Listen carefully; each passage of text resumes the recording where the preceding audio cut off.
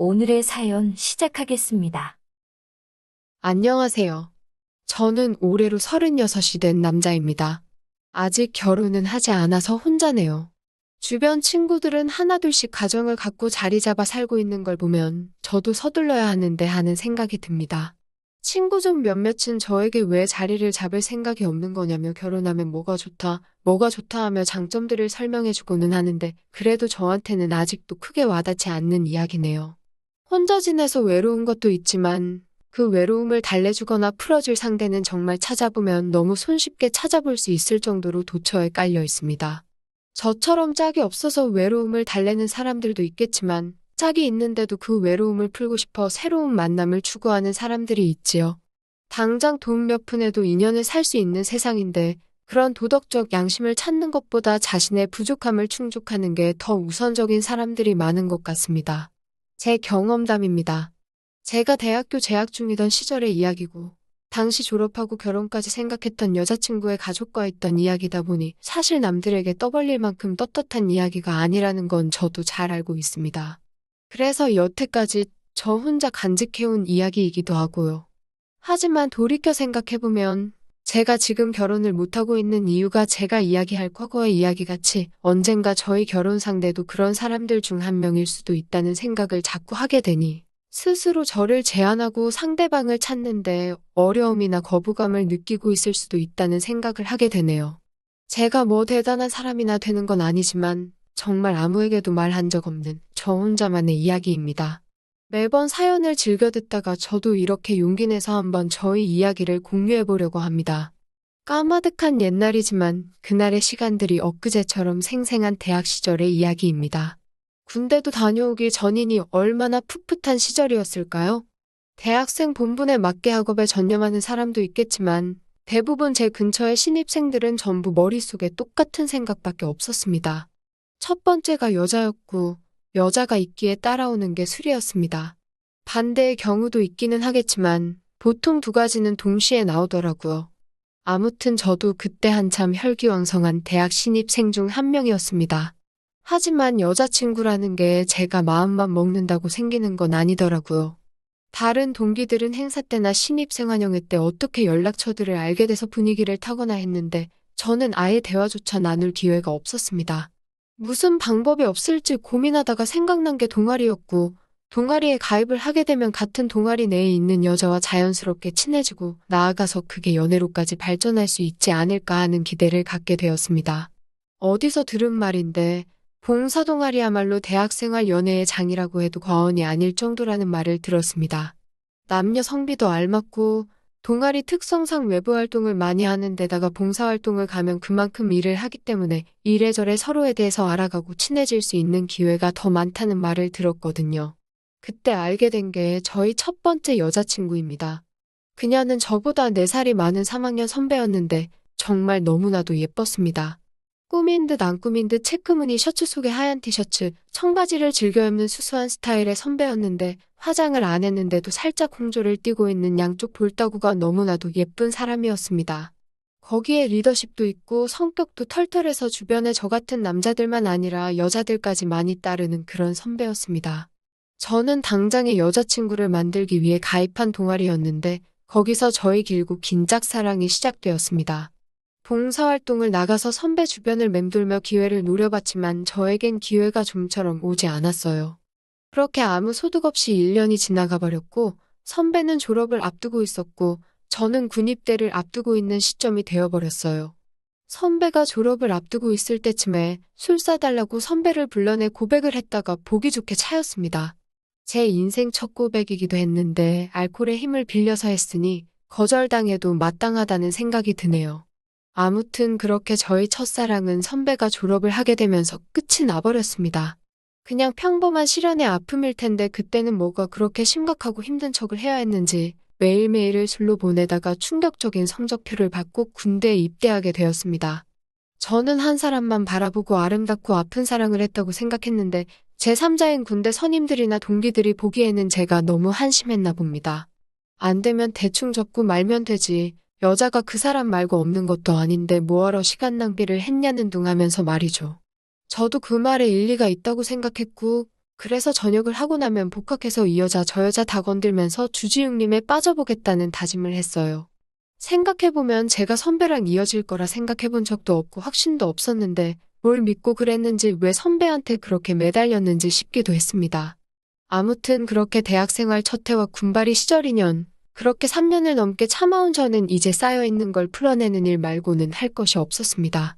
군인 월급 얼마 되지 않았지만 아끼고 아껴 모으다 보니 150만 원이라는 거금이 되어 있었고 만반의 준비가 끝났다고 생각했어요. 복학을 하고 학교에 가니 선배는 눈에 들어오지도 않을 정도로 예쁘고 파릇파릇한 신입생들이 있더군요. 2년 사이에 대학도 엄청난 물갈이를 하게 된 거죠. 정말 여기를 돌려도 여자, 저기를 돌려도 여자, 저에게도 기회가 찾아온 것만 같았습니다. 그런데 하루, 이틀 지나가면서 느낀 게 제가 준비가 되었다고 마음대로 되는 게 아니란 걸 알게 되었습니다. 군인 티를 벗지 못한 저한테 먼저 나서서 달려드는 여자들은 없었어요. 자신감이 점점 떨어지더라고요. 결국에는 열심히 다니던 동아리로 돌아가게 되었습니다. 전역 후에는 상큼한 신입생들과 로맨스를 원했는데 어쩌다 보니 그나마 말 한마디 나누게 된 사람이 4학년 졸업반이 여자였습니다. 저하고는 대학 동기였고 동아리 활동을 처음 시작할 때부터 알고 지낸 사이였어요. 신입생을 어떻게 하겠다 그런 생각뿐이었는데 외부 활동을 나가도 괜히 용기가 나질 않아서 그냥 혼자 구석에서 일만 하는 게 전부였습니다. 그런데 전화위복이라고 해야 하나요? 그녀가 그런 제 모습을 장점처럼 본 것 같습니다. 군입대 전에도 봉사활동에 가서 다른 여자들한테 말 한마디 안 붙이고 혼자서 구석에서 묵묵히 일만 하던 것까지 기억을 해주면서 그런 모습이 그녀한테는 몹시도 호감으로 보였나 봅니다. 그렇게 얼렁뚱땅 처음으로 애인을 만나게 되었습니다. 학교 주변에서 혼자 자취를 하고 있던 그녀였기에 그녀의 집에서 참 많은 시간을 보냈습니다. 하지만 의욕만 앞섰지 정말 여자 손을 언제 잡아야 하는지도 몰랐던 저였기에 매번 분위기가 올라도 그걸 이어가지 못하고 실패만 하던 저였습니다. 여자친구가 졸업식을 앞두고 있던 때쯤이었습니다. 당연히 그녀는 학교 근처에 자취를 했으니 졸업을 하면 집으로 돌아갈 것이 분명한 일이었고 졸업하고 취직을 하면 당연히 졸업까지 한참 남은 복학생이 눈에 들어오지 않겠습니까? 더군다나 저희 첫사랑도 졸업을 앞두고 사회인이 될 여자와 아직도 갈 길이 한참 남은 대학생의 차이를 이기지 못해 시작도 못하고 끝나버렸다고 생각하고 있었으니 그때는 자격지심이 엄청났었습니다. 결국 혼자 마음고생하다가 술을 마시고 그런 상황에 대해 울며불며 술주정을 부렸는데 그녀는 오히려 그런 저를 따뜻하게 품어주었습니다. 그날 밤 저는 그녀의 자취방에서 진정한 남자로 다시 태어났습니다. 그땐 처음이다 보니 그녀와 결혼까지 하겠다는 생각까지 했습니다. 아무튼 여자친구는 졸업을 앞두고 있던 시점이었고 그녀는 저에게 모든 걸 주면서 저를 달래줬지만 저는 속으로는 언제 헤어질 수도 있지 않을까 하는 생각에 틈만 나면 그녀의 자취방에서 지내기를 반복했습니다. 그때쯤 여자친구가 좋은 소식이라며 저한테 전한 말이 있는데 졸업도 하기 전에 취직할 곳이 정해져 버린 거였습니다. 저는 시큰둥하게 그게 무슨 좋은 소식이냐고 이제 더 보기 힘들어질 것 아니냐고 퉁명스럽게 대답했는데 그게 아니었습니다. 그녀의 자취방은 지하철역하고 굉장히 가까운 곳이었는데 그녀가 취직한 회사가 바로 그녀의 자취방에서 10정거장도 안 되는 곳에 위치한 회사였습니다. 심지어 2호선이라서 그녀는 집에 바로 이야기해서 자취방을 안 빼고 거기서 출퇴근을 하겠다고 이야기했고 함께 보낼 수 있는 시간이 더 늘어났다고 기뻐해 주더라고요. 저를 이렇게 위해주는 여자친구에게 감동해 저도 그날 큰 결심을 했습니다.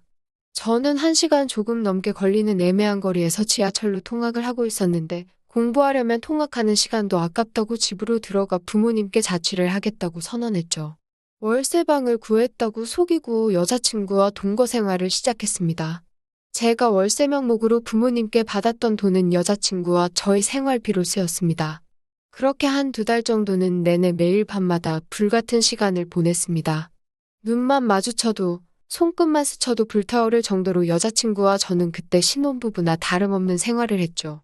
저도 4학년이 돼서 졸업 준비를 시작하고 여자친구도 회사에 출근하기 시작하면서 초반에 적응을 하는 동안은 조금 뜸하게 지냈습니다. 여자친구에 비해서 저는 좀 더 여유가 있는 상황이었지만 워낙 피곤해하는 모습에 정말 허벅지를 쥐어뜯으면서 참아냈죠. 그렇게 반년 정도를 참으며 보냈는데 여자친구가 옆에서 자고 있는데 저를 쿡쿡 먼저 찌르더라고요. 그때부터 다시 불타오르기 시작했습니다. 조금 적응했는지 여유도 찾고 체력도 좀 있어 보이더라고요. 반년을 참았으니 남은 반년은 너끈하겠다는 생각에 매일매일 어떻게 할까 고민하던 차에 여자친구가 저에게 통보하듯이 말을 걸어왔습니다. 미국에 계시는 외숙모가 2주 정도 여기서 머물 건데 괜찮냐고 물어보더라고요. 그때 저는 누군가 2주를 와 있는 것도 말이 안 된다고 생각했는데 그게 심지어 여자친구 친척이라는 말에 무슨 소리를 하는 거냐고 말했습니다. 부모님도 제가 자취비 받아서 자취하는 걸로 알고 계시는데 그럼 나는 2주 동안 어디 가 있어야 되냐고 따지듯이 물었어요. 그랬더니 여자친구가 외숙모랑은 이미 이야기가 다 된 거라고, 외숙모만 2주 계시는 거니까 제가 어디 갈 필요는 없고 불편해도 참아줄 수 있냐고 물어보더라고요. 그러면서 말을 이어서 너도 놀랄걸? 이라고 말하는데 그때는 얘가 무슨 소리를 하는 건가 싶었습니다. 그저 미국에 계시는 외숙모니까 굉장히 개방적인 분이신가? 아무리 그래도 동거한다는 이야기를 그렇게 쉽게 할 수 있나? 뭐 그런 생각을 했습니다. 그냥 괜찮다니까 그러려니 하고 있다 보니 어느새 외숙모가 오기로 한 날이 되었습니다. 학교 갔다가 돌아오는 길에 오셨어? 라고 문자를 보냈는데 이미 벌써 와 계신다고 하더라고요. 그리고 집에 도착했을 때 여자친구의 외숙모를 보고 어이가 없어 환장할 뻔했습니다. 여자친구의 외숙모는 바로 저희 첫사랑 선배였으니까요. 제가 외숙모를 보면 놀랄 거라고 말한 건 선배와 저, 그리고 여자친구가 서로 같은 동아리 출신이었기 때문에 외숙모의 정체를 알게 되면 놀랄 거라고 말한 거였습니다. 우리 막내의 삼촌이 늦둥이라 우리랑 나이 차도 별로 안 나고 우리 외숙모가 선배였다는 사실도 전부 저를 놀래켜주려고 일부러 말을 안 했다고 하더라고요. 그 사실은 선배도 모르는 것 같아 보였습니다. 재밌어하는 여자친구를 보고 사정도 모르고 저렇게 좋아하냐 싶더군요. 그렇게 2주 동안 저희 첫사랑이자 여자친구의 외숙모와 불편한 동거가 시작되었습니다. 첫사랑의 왜곡된 추억 하나 변함없이 여전히 선배는 아름다웠습니다. 긴 머리를 짧게 자르긴 했는데 오히려 더욱더 성숙해 보이는 모습에 자꾸 눈길을 주지 않으려고 해도 눈길이 가더라고요. 어쩌다 눈이 마주칠 때면 선배는 한쪽 입꼬리만 올리며 씩 웃어줬는데 자꾸 그때에 미친 듯이 사랑했던 그 시절이 떠올라 꽤나 힘들었습니다.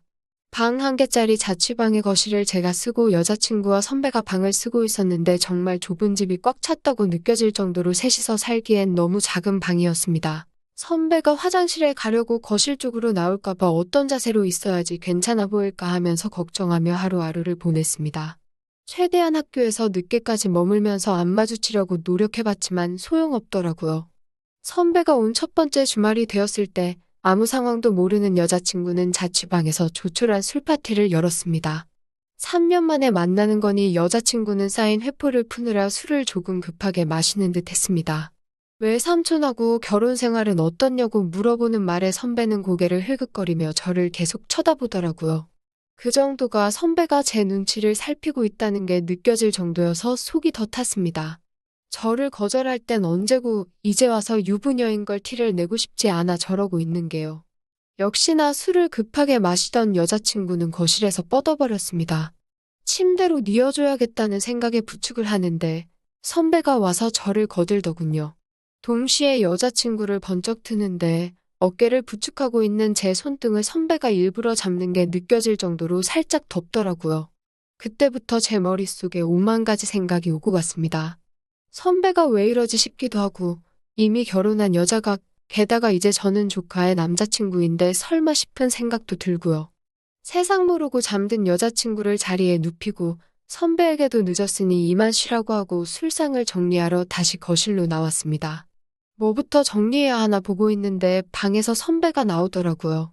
한 잔 더 마실까 물어보는 질문의 짧은 순간이었는데 머릿속에서 오만 가지 장면이 상상이 되더라고요. 잘 지냈냐고 물어보는 말 외에는 선배와 저는 딱히 서로 말을 나누지 않고 서로 빈잔에 술을 채워주면서 술을 마셨습니다.